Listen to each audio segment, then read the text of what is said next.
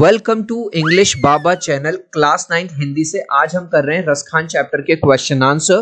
तो जल्दी से वीडियो को लाइक कर दो। आई होप चिल्ड्रन आपने वीडियो को लाइक कर दिया है और अभी तक चैनल को सब्सक्राइब नहीं किया तो यार सब्सक्राइब कर दो सो दैट आपको हमारे सारे अपडेट्स मिलते रहे। क्वेश्चन नंबर 1 देख लो। ब्रज भूमि के प्रति कवि का प्रेम किन किन रूपों में अभिव्यक्त हुआ है? कवि कौन है? रसखान जी।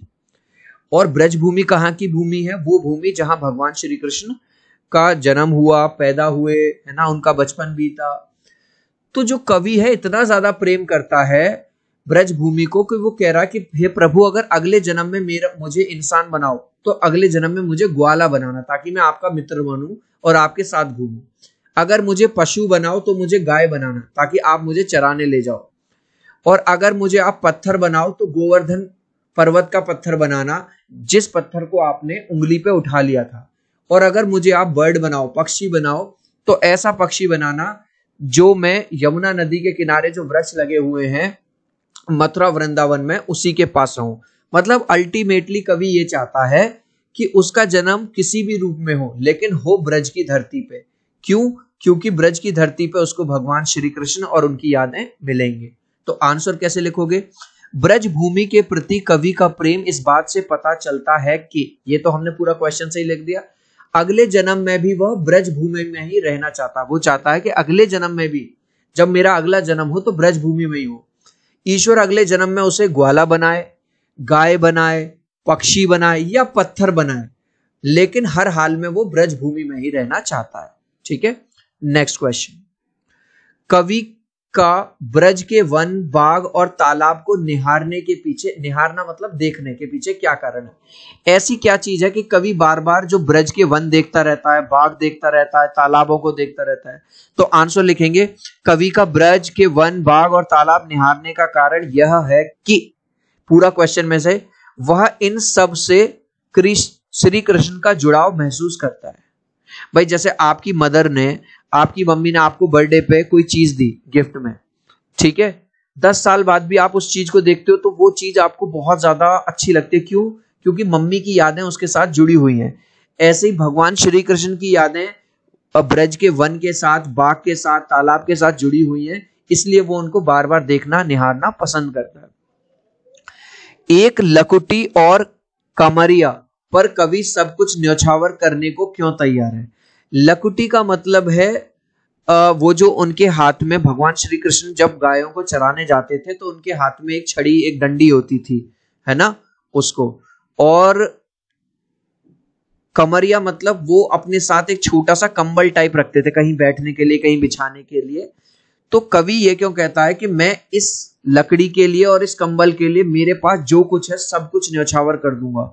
क्योंकि वो ये कहता है कि भगवान श्री कृष्ण की ये जो चीजें हैं ये अनमोल चीजें हैं और इनके लिए मैं हर खुशी, हर रत्न, हर धन, पूरा सब कुछ लुटाने के लिए तैयार हूं। आंसर देखो, कवि जो है श्री कृष्ण का प्रेमी है, वो भगवान से इतना ज्यादा प्यार करता है, इसलिए कृष्ण की एक एक चीज उसके लिए महत्वपूर्ण है।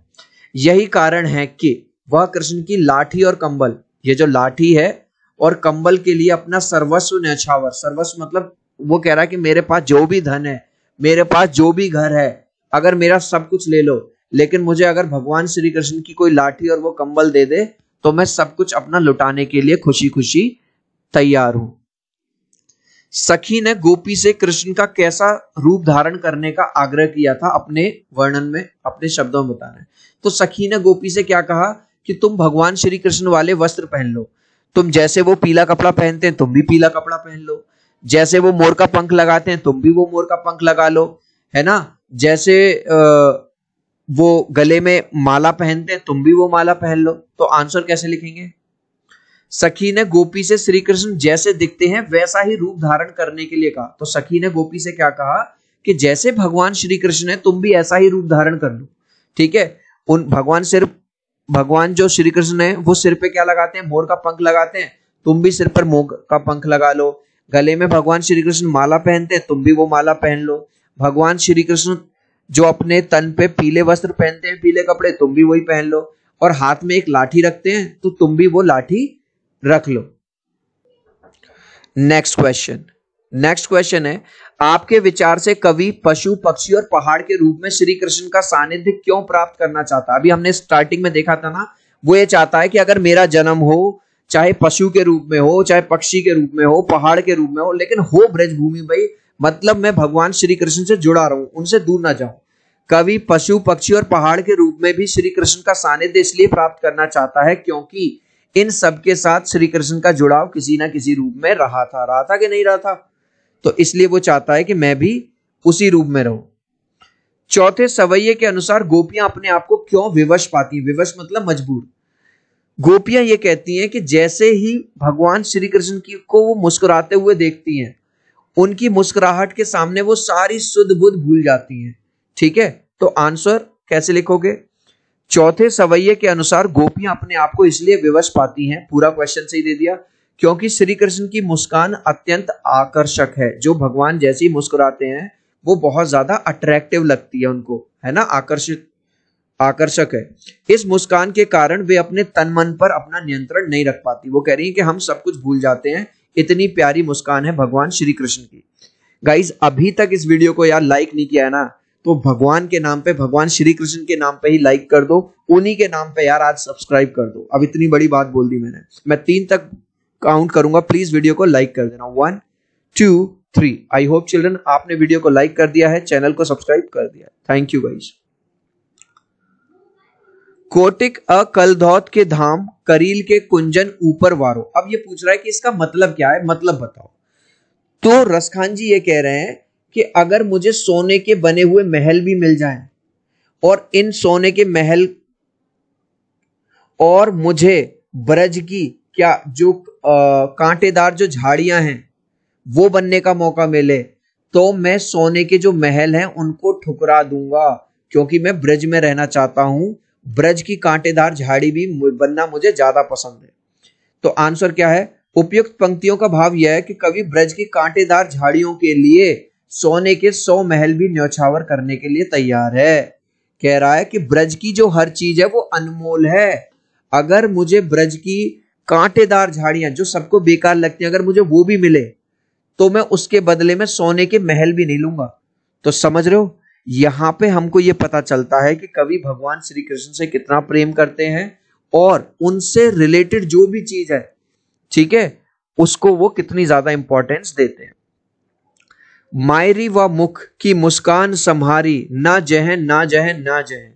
उपयुक्त पंक्तियों का भाव यह है कि कृष्ण की मुस्कान इतनी मनमोहक है कि गोपियां अपनी सुध-बुध खो देती हैं।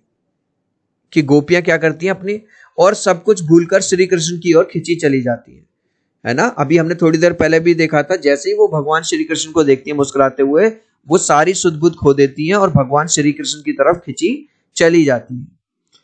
कालिंदी कुल कदम की डारन में कौन सा अलंकार है? देखो बार बार क क क, इसलिए यहां पे अनुप्रास अलंकार है। या मुरली मुरलीधर की अधरा, ना धरी अधरा ना धरोगी। अब जो गोपियां हैं वो भगवान श्री कृष्ण से बड़ा प्यार करती थी, लेकिन वो किससे जलती थी? वो जलती थी इनकी मुरली से, क्योंकि भगवान एक बार मुरली बजाने लग जाते थे तो अपनी ही सुध-बुध सबको भूल जाते थे। तो सखी कहती है कि भाई मैं सब कुछ करने को तैयार हूं, मोर का पंख भी लगा लूंगी, इनकी जैसी माला भी पहन लूंगी, इनके जैसे कपड़े भी पहन लूंगी, पर मुरली को हाथ नहीं लगाऊंगी, क्योंकि मुरली तो हमारी सौतन है।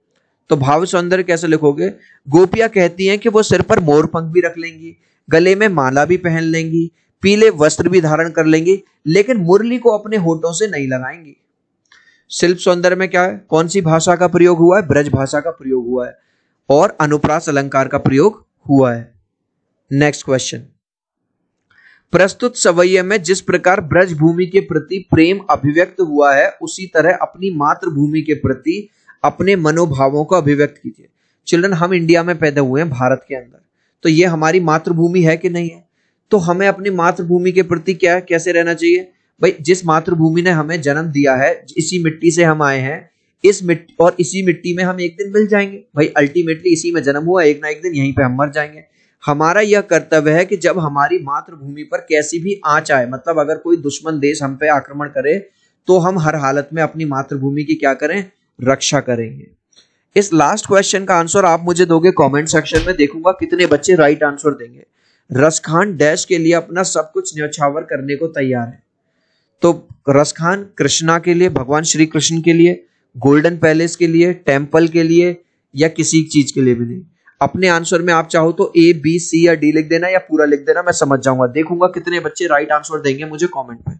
सो आई होप मेरा ये छोटा सा वीडियो आपको बहुत अच्छा लगा होगा। प्लीज वीडियो को लाइक कर देना, चैनल को सब्सक्राइब कर देना। अब हम मिलते हैं अगले वीडियो में। Bye bye.